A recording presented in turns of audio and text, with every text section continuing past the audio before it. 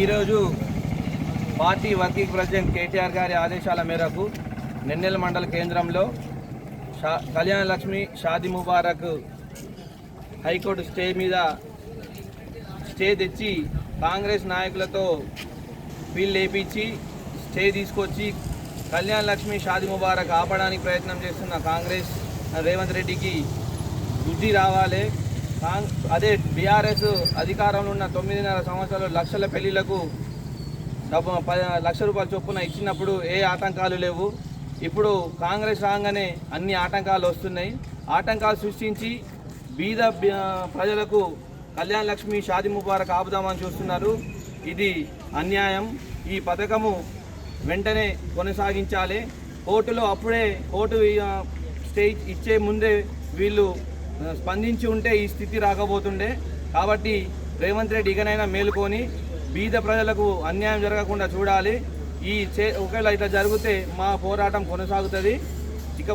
ఇకనైనా ఆలోచించి కోర్టుకు ఆధారాలను స్పందించకుండా డిలే చేయడం వల్లనే ఈరోజు హైకోర్టు స్టే ఇచ్చింది. ఇకనన్నా ఆలోచించి ఈ దొంగ పిల్లు వేపించి ఆపి బీద ప్రజలకు న్యాయం చేయాలని కోరుకుంటున్నాం. జై తెలంగాణ. కళ్యాణ లక్ష్మి షాదీ ముబారక్ కూడా ఒక గొప్ప సంక్షేమ పథకాన్ని ఈ పేద ప్రజలకు అందించడం జరిగింది.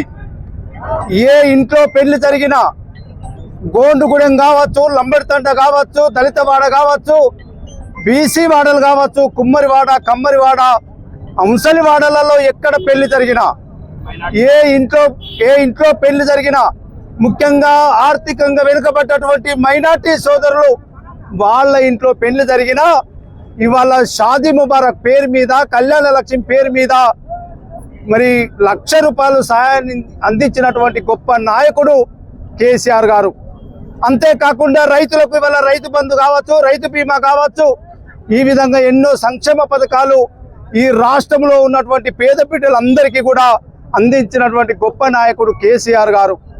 కానీ ఈనాడు మరి ప్రజలను మోసం చేసి అబద్ధాలు చెప్పి, ఎన్నో అబద్ధాల మాటలు చెప్పి ప్రజలను నమ్మించినటువంటి ఈ రాష్ట్ర ప్రభుత్వంలో ఉన్నటువంటి పెద్దలు, ఈ రాష్ట్ర ముఖ్యమంత్రి కావచ్చు, ఈ నియోజకవర్గాలలో ఉన్నటువంటి ఎమ్మెల్యేలు కావచ్చు, ఆనాడు మాయ మాటలు చెప్పి కళ్యాణ లక్ష్మి కేసీఆర్ గారు ₹1,00,000 ఇస్తున్నారు, మేము తులం బంగారం ఇస్తామని చెప్పేసి అబద్ధాలు చెప్పినటువంటి సందర్భం.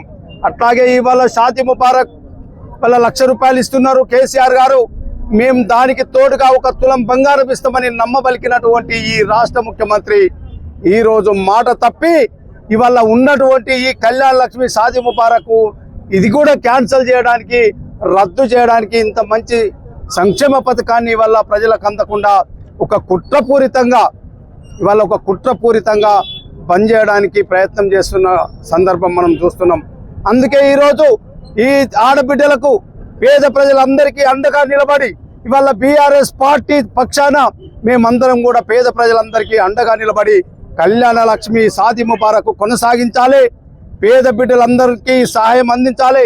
ఇవాళ ఏ ఇంట్లో పెళ్లి జరిగినా భావోద్రేకమైనటువంటి సందర్భమే కాకుండా ఆర్థిక భారమైనటువంటి సందర్భంలో కేసీఆర్ గారు ₹1,00,000 ఇచ్చి ఆదుకున్నటువంటి సందర్భం మనం చూసినాం.